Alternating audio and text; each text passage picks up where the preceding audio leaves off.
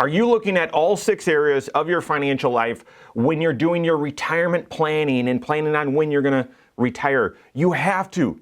You have to. I've got a real life planning scenario. I've got that and more coming up.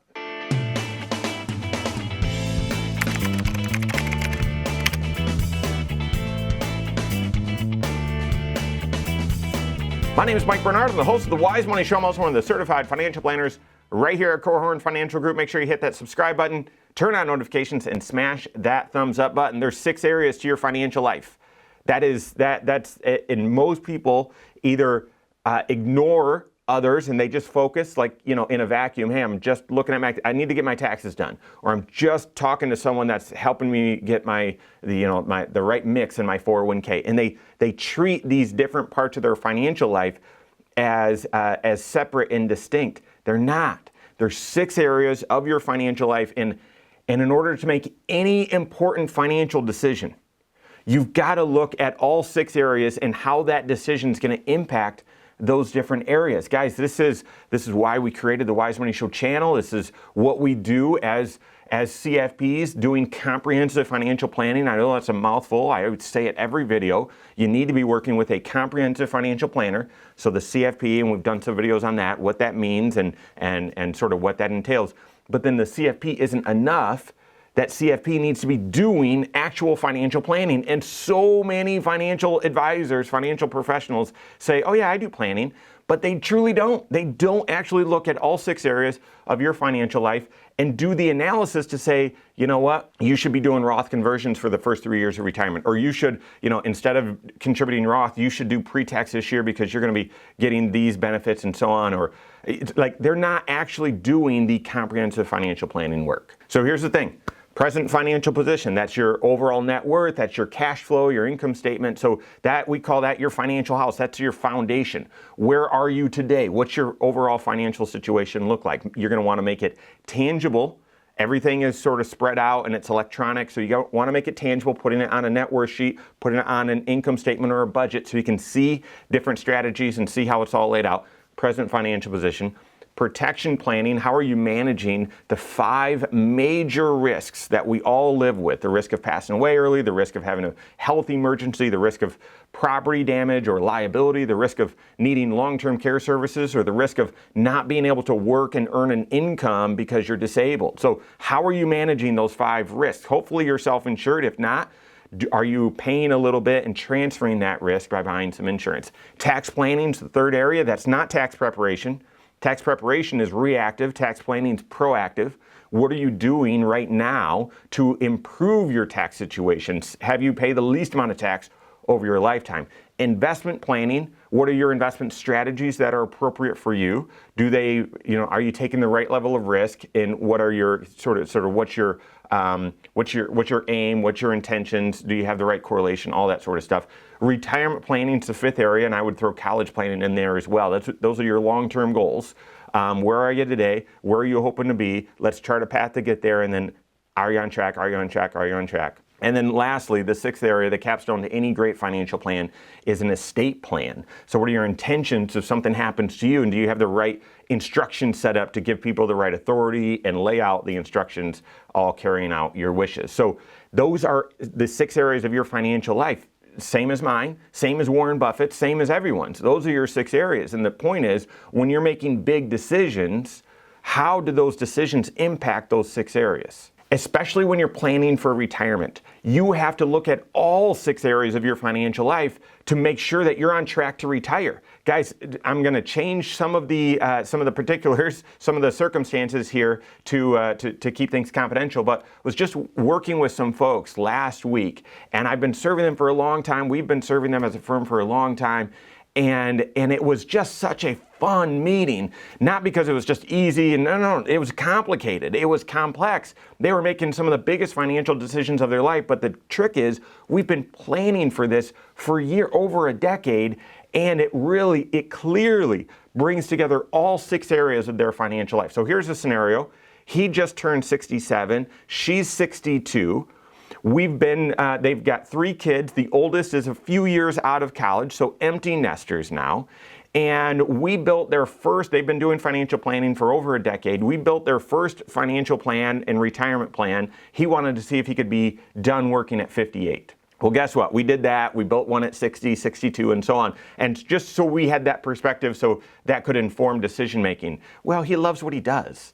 And a couple times it's going to retire at 64. And then he gets right up to the edge. It's like, oh, I'm just working on this really fun project. I want to keep going.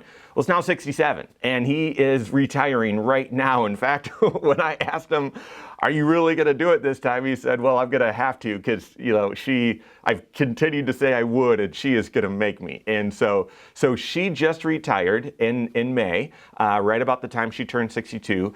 And he's retiring at the end of this year. And so the very first, of course, is retirement planning, building out that 5-factor retirement plan. So what age do you want to be done and what's your life expectancy? How much are you spending? And we've done lots of analysis on this, especially with inflation, but it's what are you spending and then how much will you spend for your health insurance and taxes? What will the impact on that be? What will inflation be? Those sorts of things.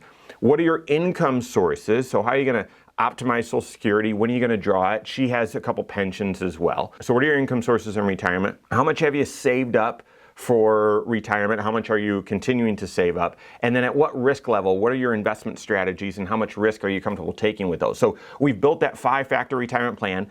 Him retiring at 58, that plan worked, but just barely, and then all along it's worked. And so by now, that confidence rate, that 5-factor retirement plan, and we've really pulled at, and really dug into each of those areas, their confidence rate is around in the high 90s. So she could absolutely be done when she was done a couple months ago. He can absolutely be done later this year. So that retirement plan, that 5-factor retirement plan, we've been building all along the way, and it screams, yes, you're ready to be done. But it's not just that.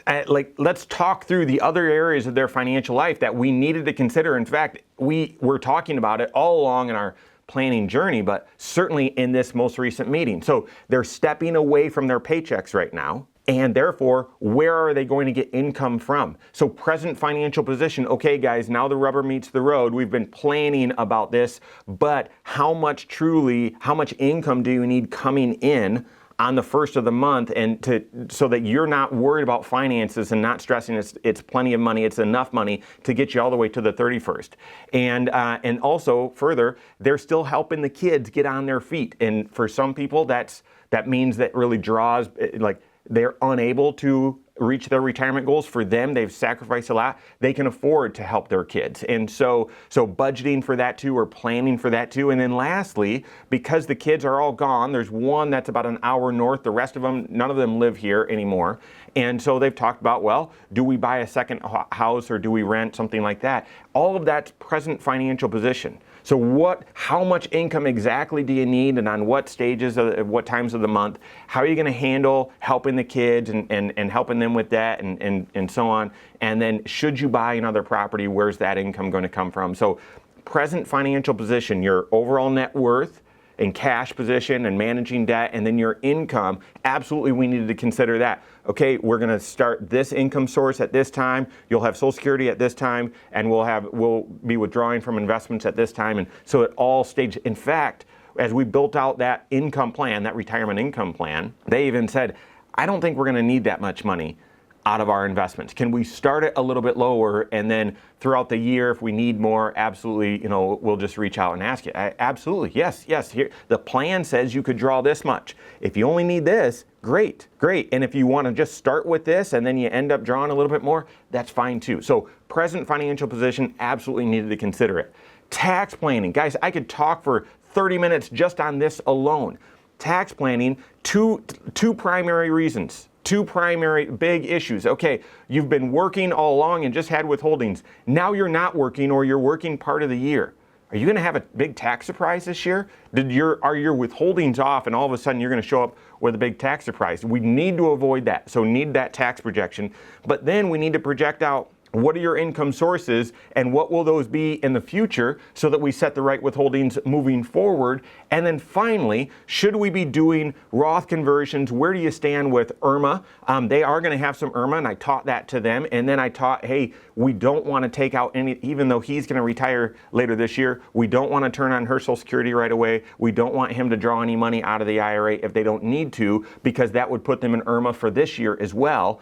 And so being aware of that, building out that multi-year tax projection. All of that, getting the right income structured, means we need to have the right investment structure. So we've been talking about our personal pension plan. We actually put it in place a few years ago. As we were getting closer to retirement, we were laying out, okay, well, how much money do you need in the short term? That money should be very low risk. How much money will you need in the intermediate term? That should be designed for income and maybe even a CD or bond ladder. And then the final dollars that you're not going to touch for 10 plus years, those can still be very aggressive. And guys, we tweaked that strategy earlier when interest rates were on the rise, and we locked in both the chunk that they're going to need, the money they're going to need to draw from their investments over the next 3 years, we have it locked in earning 5%. And then for the money that they're going to need for probably the 4 to 5 years after that, we've got a bond ladder, CD ladder built in there as well, so that we know exactly when money is going to be coming due and be liquid, and we know exactly the income that it's going to earn. We've locked in really strong interest rates, and therefore we've got enough money to basically have the market do whatever it needs to do, up, down, sideways, whatever, for the next about 8 years. And therefore, the rest of the dollars, the rest of their portfolio is in higher risk investments. And we're, not speculative, but a higher percentage in stocks, because then their overall portfolio is in balance, and it's based on their time horizon. So investment strategy has worked perfectly. Thankfully, we've been able to lock in these higher interest rates. And then finally, when we build out that plan, we're forecasting that they're not going to spend through all of their assets. And certainly life can change. This is early in retirement. They're very young, so things could change. But we talked about, well, if the kids are going to inherit some of this, what tax status would we want the kids to inherit it in? Is Roth or whatnot?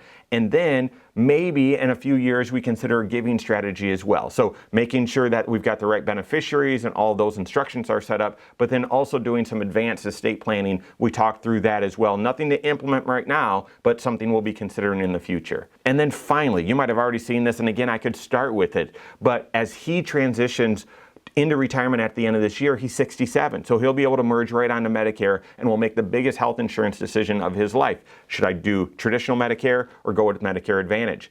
But as he transitions off the work plan, she's on his work health insurance right now.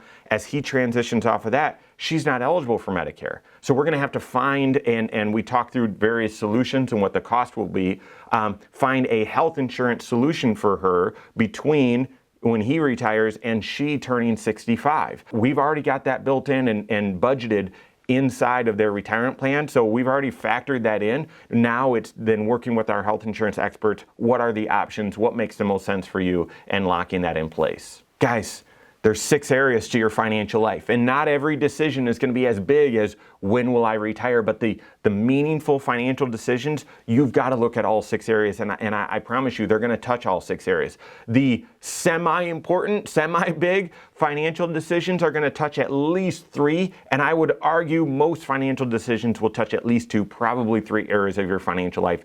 You've got to be doing comprehensive financial planning with a CFP. If you are, fantastic. If you're not, contact one on my team. Find us online, Korhorn.com. That's Korhorn with K, wisemoneyshow.com. You can find us there as well, or give us a call, 574-247-5898. All right, there you have it. Go out and take your next wise step in your financial life.